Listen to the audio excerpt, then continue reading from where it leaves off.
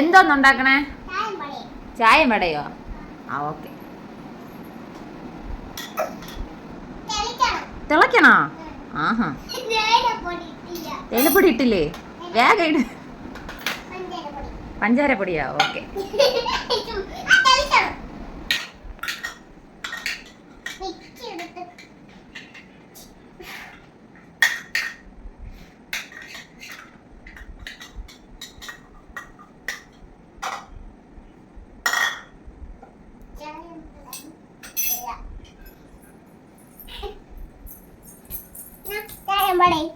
ചായ വടയാ? അത് വട?